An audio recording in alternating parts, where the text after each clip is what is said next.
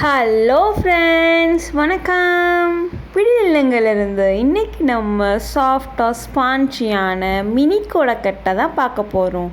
அதுவும் ரொம்ப டேஸ்டியாக, எப்படி சாஃப்டாக ரொம்ப நேரமாகவும் சாஃப்டாக வச்சுக்கிற மாதிரி டிப்ஸ் அண்ட் ட்ரிக்ஸோடு தான் இன்றைக்கி நம்ம மினி கொழுக்கட்டை பார்க்க போகிறோம். நம்ம வீடியோக்குள்ளே போகிறதுக்கு முன்னாடி நம்ம சேனலை லைக் பண்ணாதவங்க லைக் பண்ணுங்கள், ஷேர் பண்ணாதவங்க ஷேர் பண்ணுங்கள், சப்ஸ்கிரைப் பண்ணாதவங்க சப்ஸ்கிரைப் பண்ணுங்க. வாங்க வீடியோக்குள்ளே போகலாம்.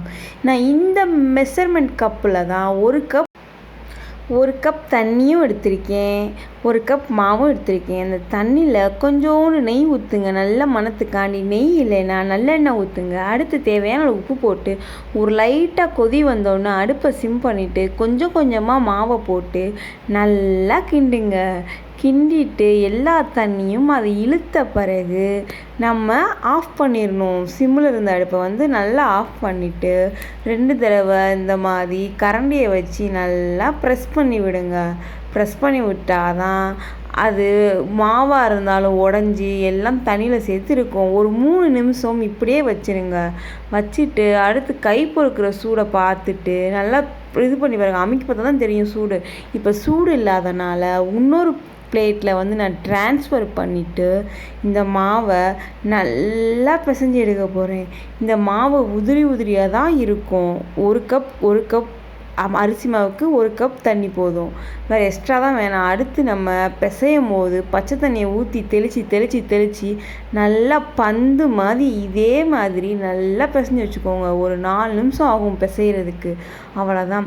இது மாதிரி நல்லா பிசைஞ்சிட்டு உங்களுக்கு தேவையான வடிவத்தில் நல்லா விரிசல் இல்லாமல் உருட்டி எடுத்துக்கோங்க. பால் பாயாசம், பால் கொழுக்கட்டை செய்வோம் பார்த்தீங்களா, நான் அந்த மாதிரி உருட்டையாக உருட்டிக்கிறேன். மீடியம் சைஸில் நான் உருட்டிக்கிறேன். நீங்கள் எந்த சைஸ் உருட்டினாலும் உருட்டுங்க. ஆனால் எந்த சைஸ் உருட்டினாலும் வேக வைக்கிற டைம் 7 நிமிஷத்துலேருந்து 8 நிமிஷம் தான் ஆகும். நம்ம எல்லா உருண்டையும் உருட்டி பார்த்துட்டு அந்த வேகிறதுக்கு முன்னாடி இது பார்த்தோம்னா கையிலையும் ஒட்டாது, பிளேட்லேயும் ஒட்டாமல் அவ்வளோ ஸ்பான்ச்சியாக இருக்கும். இப்போ எப்பயும் போல் இட்லி பானையில் தண்ணி ஊற்றி நல்லா கொதி வந்தோடனே ஒரு வெள்ளை துணியை விரித்து இது போல் மேலே வச்சாலும் உங்களுக்கு ஒட்டவே ஒட்டாது. இதே மாதிரி வரிசையாக போட்டு 6லேருந்து 8 நிமிஷம் ஃப்ளேம் வச்சு இறக்குனீங்கன்னா கொழுக்கட்டை நல்லா வெந்துடும். அடுத்து நம்ம தாளிப்பு பார்த்துடலாமா. நல்லெண்ணெய் 2 டேபிள் ஸ்பூன் ஊற்றிட்டு கடுகு நல்லா பொரிஞ்சு வந்தோடனே தேவையான உளுந்து, நான் இன்றைக்கி 1.5 டேபிள் ஸ்பூன் உளுந்து போட்டிருக்கேன். முழு உளுந்து தான் போட்டிருக்கேன், அதுதான் அதுக்கு டேஸ்ட். அடுத்து கொஞ்சோண்டு கருவேப்பிலை, பச்சை மிளகா, இந்த உளுந்துக்கு தேவையான அளவு உப்பு, பெருங்காயத்தூளும் சேர்த்து இந்த வேக வச்சுருந்த உருண்டையும் போட்டு நல்லா 2 கிண்டுங்க. கிண்டிட்டு தேவையான அளவு தேங்காய் துருவல் போட்டிங்கன்னா ருசி அதிகம். ஸ்கிப் பண்ணிக்கலாம். தேங்காய் துருவல் போடலைன்னா நீங்கள் 2 நாள் கூட வச்சு சாப்பிட்டிங்கன்னா கெட்டே போகாது. தேங்காய் துருவல் போட்டிருக்கனால இது 5 மணி நேரத்துலேருந்து 6 மணி நேரம் தான் இதுக்கு லைஃப் டைம். இது மாதிரி நல்லா கிண்டி விட்டு இறக்குனீங்கன்னா நம்மளோட சுவையான மினி கொழுக்கட்டை ரெடி.